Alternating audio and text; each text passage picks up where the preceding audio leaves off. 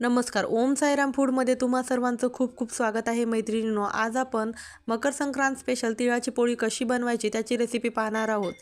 सर्वप्रथम सर्वांना मकर संक्रांतीच्या खूप खूप शुभेच्छा. आज घरोघरी तिळाची पोळी बनवल्या जाते. थंडीच्या दिवसात ही पोळी शरीराला एकदम उबदार ठेवते आणि छान असते खायला. त्यासाठी मी आज मकर संक्रांत स्पेशल तिळाची पोळी बनवत आहे. त्यासाठीचं साहित्य मी एका वाटीने पाऊण वाटी तीळ घेतलेले आहे. तीळ मस्त कढईमध्ये टाकून छान खरपूस भाजून घेतले. तीळ असे छान तडतडले. आता एका प्लेटमध्ये काढून घेत आहे. त्याच कढईमध्ये मी आता अर्धी वाटी शेंगदाणे खरपूस भाजून घेणार आहे आणि एका मिक्सरच्या भांड्यामध्ये आता आपल्याला हे मिश्रण वाटून घ्यायचं आहे. तीळ, साखर आणि शेंगदाणे. आता तुम्ही साखरेऐवजी मैत्रिणींनो तुम्हाला गूळ आवडत असेल तर गूळही टाकू शकता. माझ्या घरी साखरेची पोळी आवडते म्हणून मी साखरेची बनवत आहे.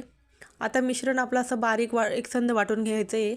जास्त जाडसर नाही वाटायचं, कारण मग आपली तिळाची पोळी फुटण्याची शक्यता असते. त्यामध्ये मी इलायची टाकलेली आहे एक.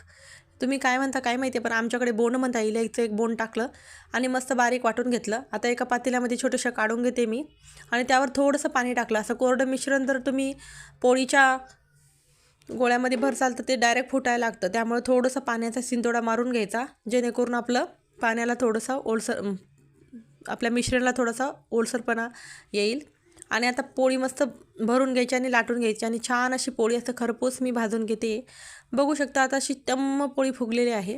तेल टाकून मी मस्त दोन्ही साईडने भाजून घेते, कारण मला पोळीवरून तूप टाकून खायला आवडते म्हणून मी तूप टाकून भाजत नाही. तुम्हाला जर आवडत असेल तर तुम्ही तूप टाकूनही भाजू शकता.